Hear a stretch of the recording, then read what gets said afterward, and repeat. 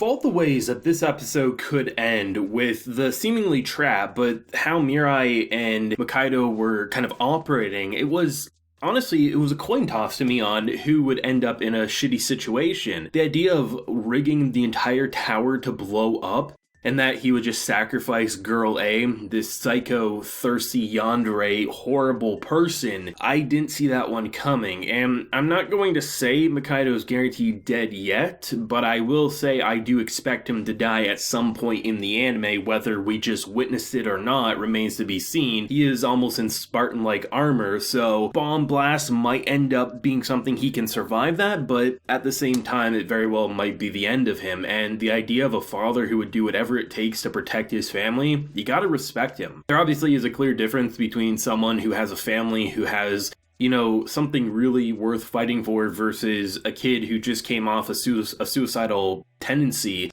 who is a very good person in nature and doesn't want to kill. And I know the anime community, I've seen it time and time again, they're going to push back against Mirai, they're going to call him simple, they're going to say that he's too childish, but human nature, we've, across multiple generations, have crafted not to kill in our DNA. It is not something that people want to do. If a gun's pointed to you and there's someone next to you, naturally, you're going to hope the person next to you is going to be the one who's going to stop that bullet and going to take care of that evil person rather than it having to be you, because once you take a life, it changes you forever. It's something that's just in human nature, despite our seemingly violent tendencies across all these different generations, right? So for someone who just doesn't want to do it, wants to find a different way, and even thinking about, what if she was about to get killed, the love interest, the childhood friend, what's going to happen? He can't do it. And I like how there's definitely that pressure from Mukaidou to break Mirai out of that mindset, but at the same time recognizing that it isn't quite his place to say, and that if he wants to take matters into his own hands, he has to adjust with his company and can't just, force, as even, I think Mirai had one of the best lines in this episode to date out of all the episodes. The fact of the matter is something along the nature of you shouldn't just, this game, this trial to become God, that shouldn't turn kids into murderers.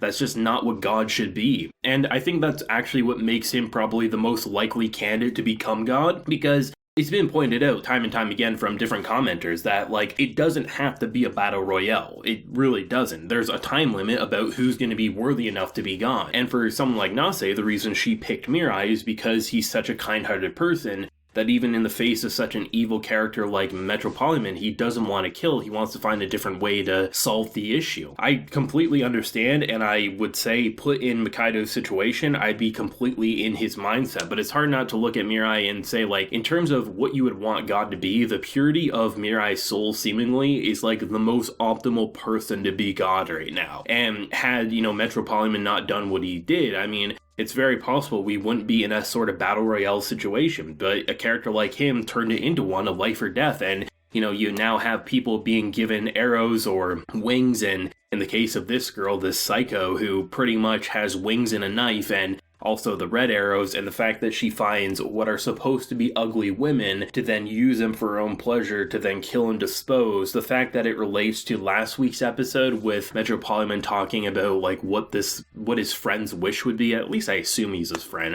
They kind of gave me buddy vibes, and the fact that he was I would get rid of ugly women. That is something that is painful, because he's trying to ignore, reading the news, but that's pretty tragic. And they even, once again, I think every single episode of Platinum End has at the very least expanded the arrows and wings. In this episode, the idea of how they get passed on, you have to first shoot them with a red arrow, and then you can give them the wings or arrows, whatever you want to give them, and then after the 33 days or however long the time limit is, that ultimately will then expire and it will transfer back to you. They just continue to find new ways to make the mechanics of such a simple idea, wings, white arrow, and red arrow, but every episode expand it. And I like how, because I've actually seen this criticism in my own comment section, it seems like Nase and Revel, they aren't really explaining things to their partners unless they ask. And naturally, that's part of the reason of why, even if you know something, it doesn't necessarily come to you that you should tell someone else until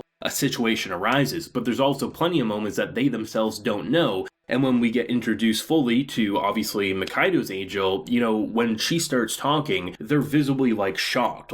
I didn't know that was a thing. So there's different levels of intelligence and knowledge with the angels, mixed with the idea that they don't necessarily think to reveal something, because for them that's just natural knowledge in their mind, or a situation hasn't popped up where that knowledge was relevant. And of course, in hindsight will always be 2020. Maybe we should have told them, but it just doesn't come to you. And I guess the knowledge and the intelligence and wisdom of the angels themselves will also be like a main factor in why certain characters will know things before others, which I think is a pretty clever way to cover up what could be considered maybe a plot hole to people, but actually has like real world implications of why it's like that for Platinum End. When it came to like the psycho scenes and how they directed it, I mean, I'm honestly blown away by how graphic this anime actually is. I mean, from last week with the girl being killed and the lifelessness of her body, to the blood spatters and just like the psycho nature of this character and turning someone into this serial killer, and how not only is she just killing what are considered ugly girls, but also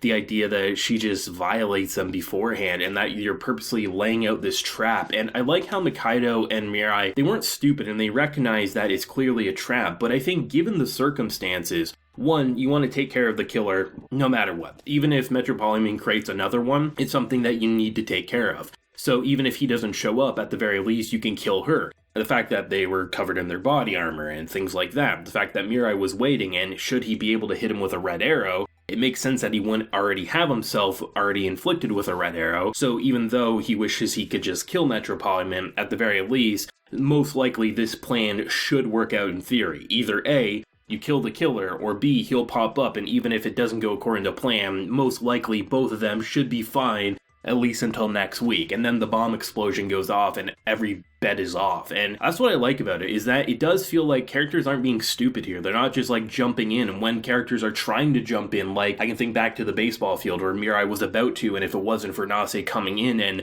basically telling all the candidates to back off, ultimately he would have made an emotional decision, but it makes sense given his kind-hearted nature. It doesn't just feel like things are magically happening or they're happening because they're written to be convenient. Like, characters feel human in this show. And I honestly think it goes very underappreciated by how human the characters in the show feel, whether it's psychotic, whether it's just storybook nice, to a father doing whatever it takes for his family. And that's what I think makes it so compelling. And really, there's not a character I dislike watching. There's characters I dislike on a personal level. I think Metropolitan's a pretty shitty person who's doing whatever it takes to become God. But at the same time, it's such a fascinating antagonist for a show like this that, yes, didn't have to be a battle royale, but was turned into one because of certain characters' actions. And I mean, my mind's racing. I'm hoping that they'll continue to flesh out and kind of expand to like how mechanics continue to work. And it'll be interesting to see who will be like the final couple. Like, I'd say probably like the final 3 or 4 in terms of who will be left standing, because